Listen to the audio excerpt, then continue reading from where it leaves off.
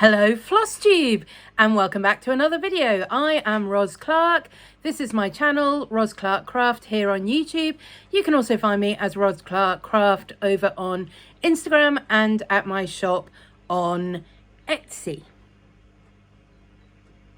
I think that's it. Ros Clark Craft. Now, it's only been a week or so since I filmed. I do not normally film every week. I'm not promising this is how it's going to be from now on. I've had a couple of weeks of annual leave, and although a lot of that time has been taken up with the best dog in the world. There he is, quite happily, lying on the sofa in his favourite place.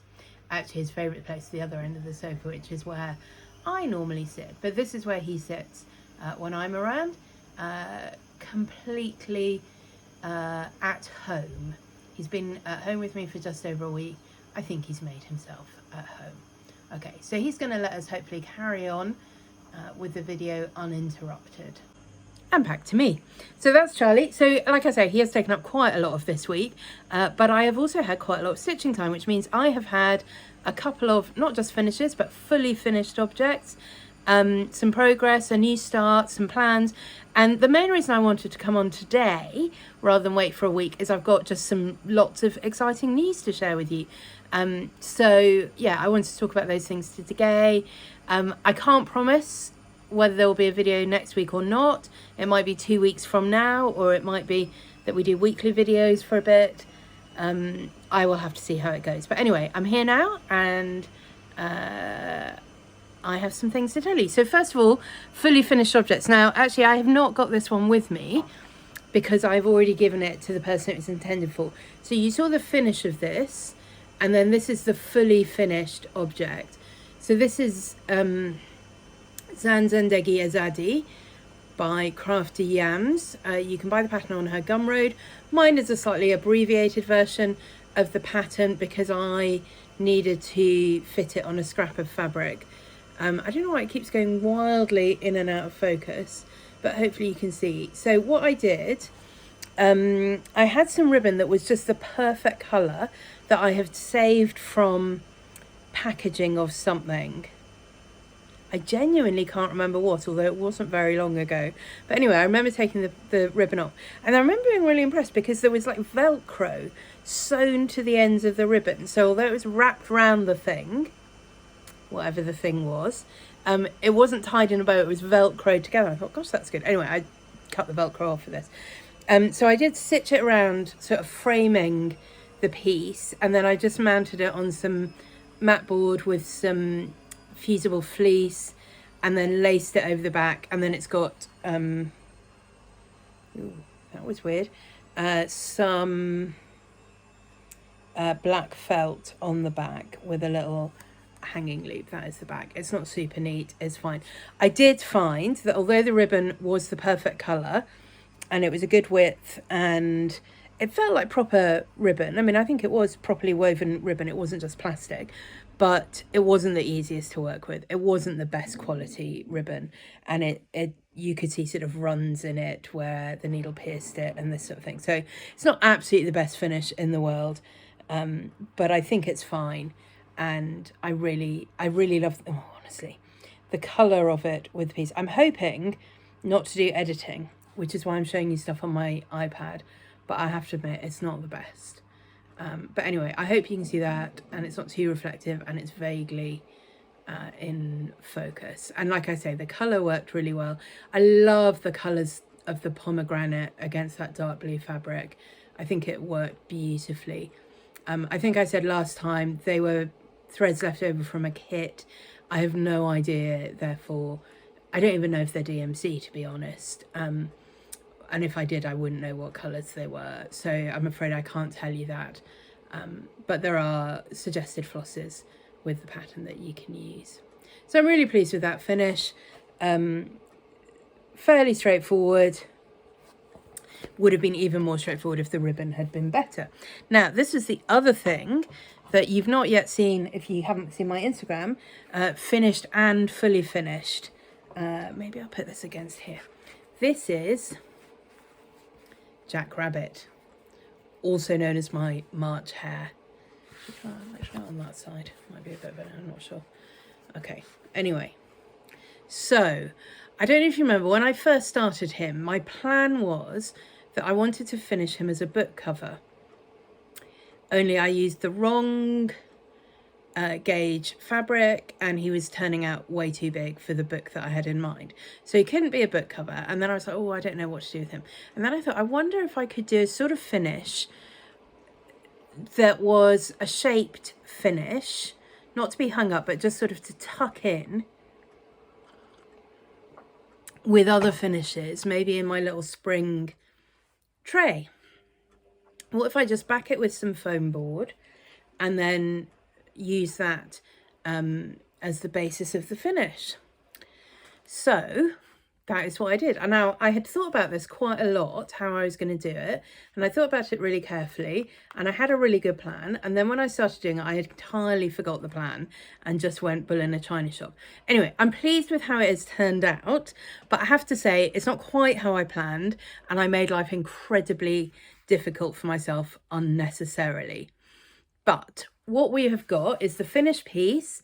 There is some fusible fleece interfacing, there is foam board, and on the back is just a piece of cheap felt, which, as you can see, I didn't even cut the felt the right size, so then I had to add an extra bit. And then I've used this crochet cotton crochet ribbon just to neaten over the edges, and the lace part of that goes over onto the back, and that covers up all the slightly rough edges and my bad stitching. Now, I am therefore not going to give you hugely detailed directions about how I did this. What I might do is give you more detailed directions about how I would do this if I was going to do it again and actually followed my plans and didn't end up in such a mess. What I even might do at some point is find a different project that could have a similar sort of finish to it, and I might film a tutorial for that. A couple of things to bear in mind: you can't outline it precisely. So for example, here there's just not enough fabric between the front legs and the back legs, front paws and the back paws, to cut.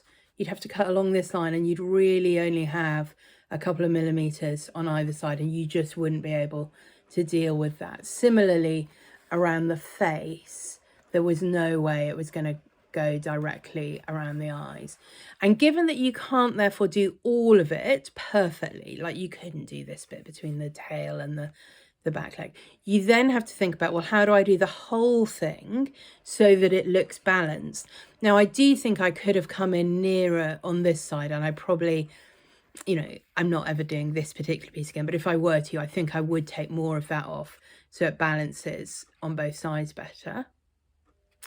But I'm quite happy with the amount that I left between the ears, because I think that balances with the amount between the legs and with the tail.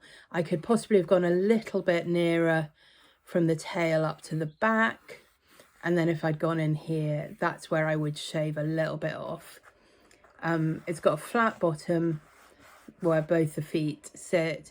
Maybe I might have done a little bit in here, but I'm pretty happy with most of that shape. Like I said, I think the only place I would have gone in a little bit more is here, and that would have been fine. But you can see in lots of places the trim matches the stitching pretty closely, and that's deliberate.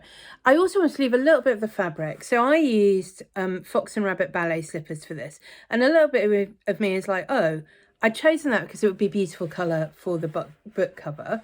If I do this finish, I'm going to cut most of it off and you won't see it. Actually, I am glad I used it.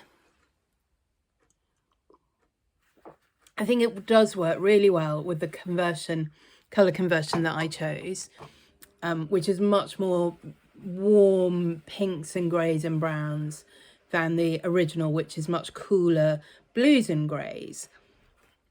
So I think the ballet slippers works well with that, which is particularly important because it was such a big gauge. So this is on 32 count, and I stitched it 1/2, which I would not normally do on 32 count. And it was only because I thought it was a different gauge.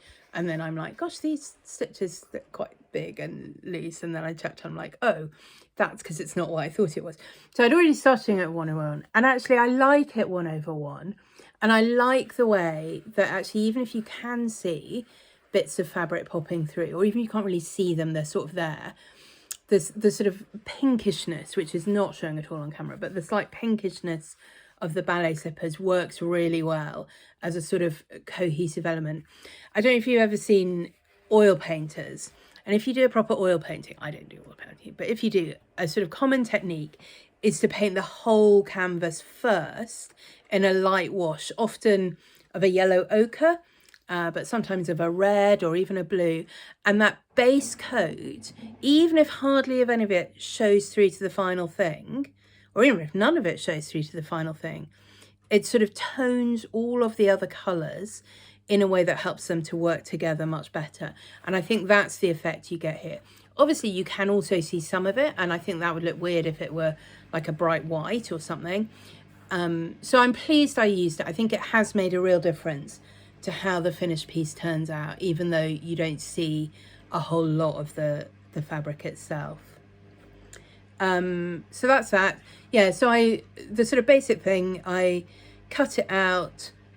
No, what did I do? I did the interfacing first, which actually was the mistake. But when you have interfaced it, what that means is you can cut much more precisely without worrying about too much fraying. Then I did the model for the final shape that I wanted, and that's a bit I really wish I'd done first. And then I would have just cut the interfacing to that shape, and then you wouldn't have had the thickness of the interfacing coming over the sides and making it more difficult to stick. But anyway, I did the interfacing, then I did the model, then I cut the foam board to the right size. I did glue, not really to glue it in place, but just to help as I was stitching to make sure it was all lying the right sort of way. I laced it after I had glued it.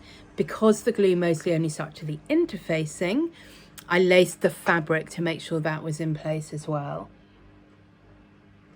You have to clip the fabric around the curves to get it to shape. So you do end up with some little bits that are a bit bumpy and a little bit frayy, and it doesn't look perfect. Then I stitched the felt on and added this extra bit of felt because for some reason, with an entire bit of felt this sort of size, I cut entirely the wrong shape and size. But I was not redoing this.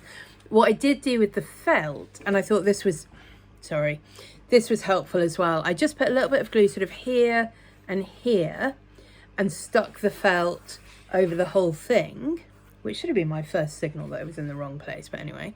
So the felt wasn't moving around or stretching. My temptation is always to, when I'm lacing things, stretch things too tight, and then that stretches them out of shape. So that glue just helped to keep this in the right place while I was stitching around it with the thing. And that's what I had thought would be my finish, but actually, because of the way I'd done it, ended up being such a mess around the edge that I was like, I need to cover that up. And I found this, I only had a metre or so of it, crochet lace trim that I bought quite recently, not really with anything in mind, and certainly not with this in mind, but actually that worked really well. And I just stitched it so it was hand stitched on the front all the way around here. In person you can barely see that there's any stitching there at all, and then I folded it onto the back, and again it's had to be clipped a little bit in places, but it was easy just to stitch down onto the felt and hold that in place. I'm not going to put a hanger on it, like I say, it just sits in my little tray that I have. Is it a tray? I don't know quite what I call it, but anyway, I'm going to call it a tray. It's a little narrow tray that I got from IKEA. It's got my spring pieces in it. It sits in there, leans against something here and something here, and it just, I really like it. I think it looks really great. That's why I didn't stitch the background on this.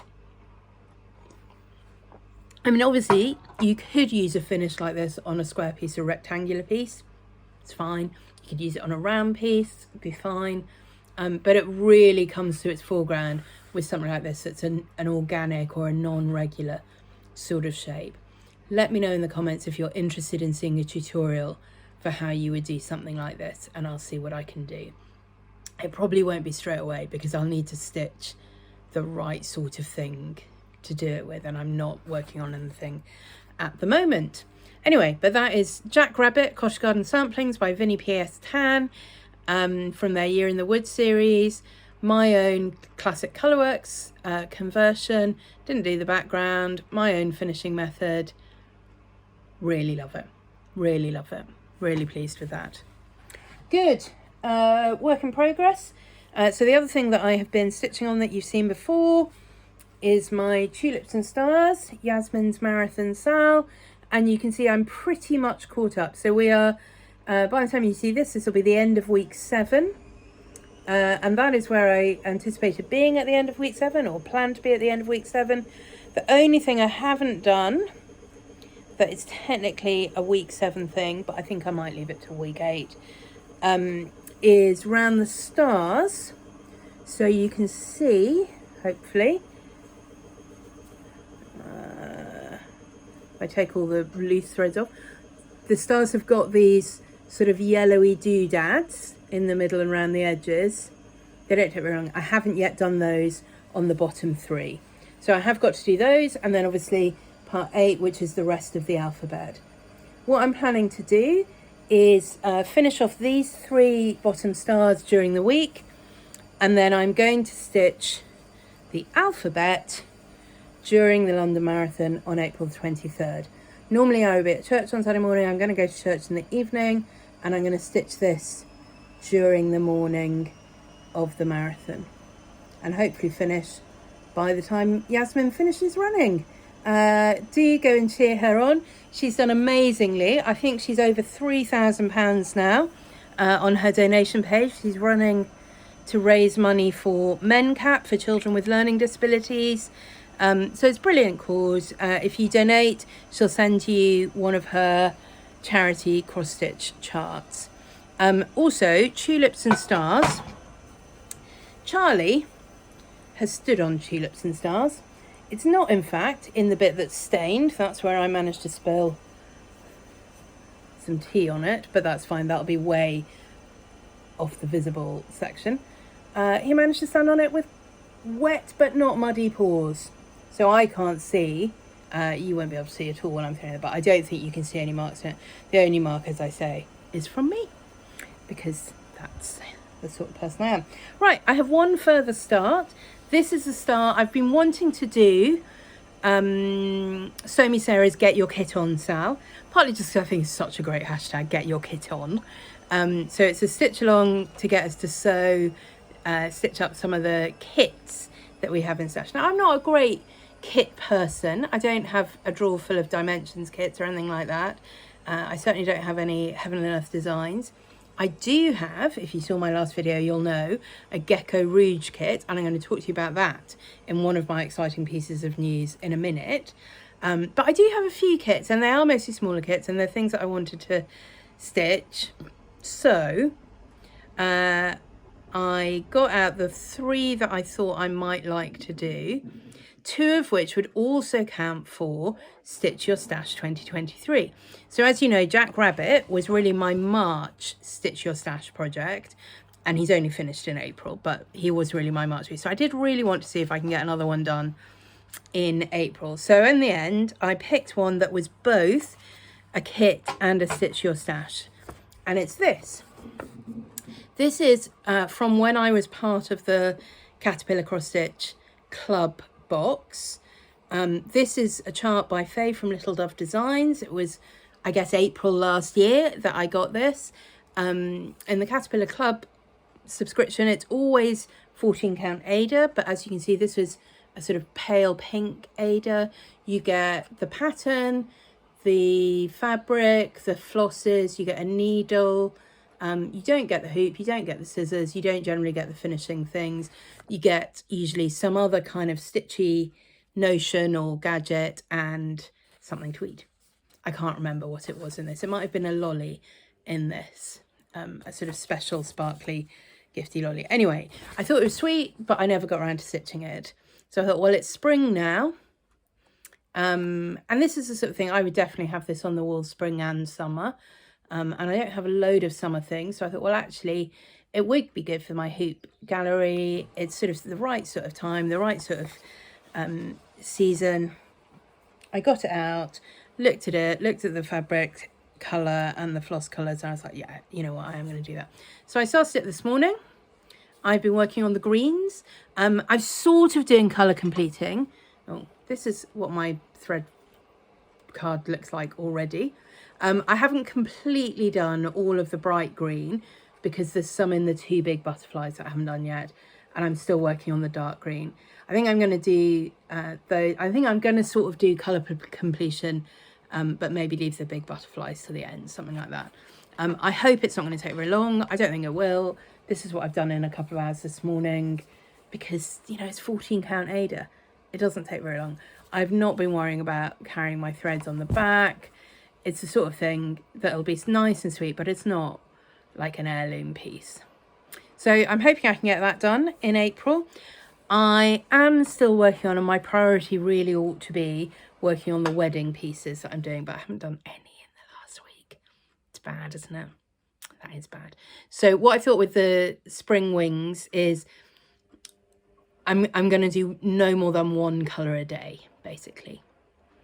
And then all the rest of the stitching time, because there's only a very little that I need to do on tulips and stars this week until the marathon on Sunday morning. So a little bit of this, a little bit of tulips and stars, and then really give some time and attention to Rejoice Always, and when I've done that, Cast Your Burdens, because I do need to get those done for the wedding. All right, that is all my stitching. Here are the exciting news. I feel like news at whatever it is. News at 2:15. April the 15th. Bong. Do you do bongs for news in other places? That probably sounded really weird. Anyway, I'm doing my best. Do you know, that is a dream job. In another life, if things had worked out really differently, I would have loved to be a Radio 4 continuity announcer. Anyway, I'm not. Coming up, we have news about an Instagram Live. We have news about an Earth Day collaboration. And we have news about a Christmas ornament surprise. Here we go. So first of all, tomorrow, today, in fact, tomorrow when I'm saying this, today, probably when you're watching this, April the 16th, 8 o'clock in the evening, British summertime. You will have to work out what time that is in your own time zone. I am going to do an Instagram Live because 16th of April, it is my birthday. It is my 49th birthday. So that means I will be starting my Stitch 50 project, starting my Gecko Rouge full coverage piece, and I'm going to start it live on Instagram at 8 o'clock for an hour. I mean, I have low expectations of how much stitching will be done in that hour, but come and join me. Come and join me as I try and work out how on earth you start a full coverage piece like that. You can also ask questions. You can ask questions during the Instagram Live. But there's already a post on my Instagram stories and also on my Instagram general channel where you can leave a comment, and I'll make sure we include that in the live. I don't think you need to do anything special except be following me on Instagram. I'm going to see how it goes. At Christmas, I did a live on YouTube and that went okay. This time I'm going to try live on Instagram and just see what the difference is, which is easier, which one more people come to. Yeah, we're going to see how that goes. So do come along. It'll be a bit weird if it's just me. Do come along, and if you've got questions, you can ask me about the Stitch 50 project, about the Gecko Rouge project, or, you know, just ask me anything about being 49 or being me, or anything you've always wanted to know. You can ask me about Charlie, and is he really the best dog in the world? And I will tell you the truth about that. Yes, he is. Yeah, so Instagram Live, 8 o'clock, British summertime. I don't know what time that is where you are, but if you're in the UK, it'll be 8 o'clock in the evening, April the 16th. Join me over on Instagram, Ros Clark Craft. Second piece of news, bong, Earth Day. It's Earth Day today. That is April the 15th as I am speaking.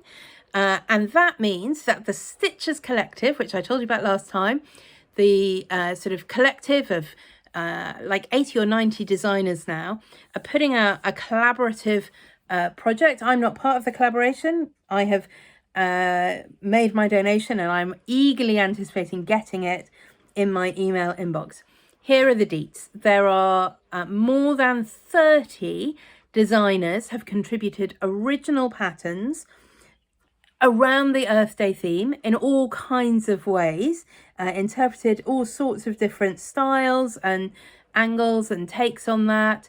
You can get yourself all the patterns. I think it's 31 patterns, but certainly more than 30 patterns between now and May the 15th for a donation of a minimum of $10. That's nothing. $10 for 31 patterns. That's, I don't know what that works out as, £7 or £8 maybe, for 31 original designs. I mean, it's a no-brainer. Obviously, you can, and we hope you will, consider donating more than $10. You can donate as much as you like, but as long as you donate at least $10, there are 5 separate charities. You only have to donate to one of them. You choose. They are located in different places around the world. They have different kinds of focus. You will be able to find one that allies with your kind of concerns, your geographical area, your principles or ethics around this. There's enough there that everybody should be able to find a thing that they are really delighted to donate to. You make your donation. There's a form on the Stitchers Collective website that you fill in with your name and your email address, and you add a copy of your receipt, your donation receipt to that. And then you sit patiently, because this has to happen manually. Somebody checks your receipt and sends you all the patterns. I am in that. I am just waiting for mine to come through. I'm just waiting. There's so many in there. There's some that, are brilliant, but not my style. There are some that are super cute, but the message, I don't like, I've told you this before, I don't like cross stitch that tells me off. So there are some that I'm just like, that is really cute, but I'm not going to stitch that. And then there are others that I'm like, I really want to start that. I want to start that now. I really, really want to stitch that. And I think that's the thing with a collaboration like that. It's unlikely that anyone will stitch all 31 charts. I mean, if you do, amazing. And you will have an amazing collection. You could make like an Earth Day wall, or you could have an Earth Day book if you want to stitch them all. Most of us will stitch maybe 2 or 3. But you know what? For $10, that's still a good deal. After May the 15th, there's no guarantee. Most designers probably will put their designs up for sale. Some might choose to make them freebies, I guess. But you will have to track each one down individually, and you may have to pay for them all separately. So do it now, contribute, celebrate Earth Day, celebrate the Earth. Why wouldn't you? Why wouldn't you? Go and get your Earth Day collaboration pack now. And then finally, bong! This is news about, it's about Christmas, but it's also about Stitch in London. Marie, who organises Stitch in London, Marie from Stitches and Diamonds, who is just brilliant, who is just one of the great gifts to the cross-stitch world, particularly in the UK. She came up with an idea for Stitch in London coming up in October later this year. And she was like, what if we got together a group of UK-based designers? And so she invited all the ones who had been part of the first Stitch in London to contribute a Christmas ornament design, and then we could put them together as a book.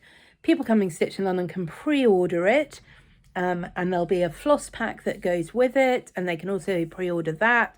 So if anyone wanted to, they could get the floss pack and the pattern book at the retreat and start stitching then. But also, you don't have to start stitching them, but you could if you wanted to. You'd need to sort out your choice of fabric, or buy some fabric from one of the stalls there. The likelihood, I forget all the precise details of this. The likelihood, I think, is that you will be able to purchase print copies sort of as long as stocks last after the retreat, and maybe PDF copies. And again, there's a deadline on that, and I can't remember what it is. So if you're not booked into the retreat, it is possible, I think, that you could still get hold of the collaboration. It includes designers like Mama Loves GB, Yasmin's Made with Love, Kelly from Cosford Rise Stitchery, Chloe from Girl with the Gavel Stitches. I'm going to go through them and I'm now going to forget someone. Ruthie from Crow's Feet Stitchery. Hannah from Hannah Stitches. Hannah Cornish. She comments on my channel and I know her and I can't really remember. She did the fabulous Darwin sampler that I stitched last year. And me. I think that's it. I think that's 7. All the details will be available. If you're already booked in for Stitch in London, you'll have had an email from Marie mentioning this as one of the things that's happening. And there will be more details coming. But I'm so excited and I want to show you. Obviously, I can't show you my design. It's in draft format and I haven't stitched it up yet and there'll be changes anyway. But what I want to show you, here we are. This is my inspiration. Just look, will you just look at the donkey and the ox looking down on Mary with the baby Jesus.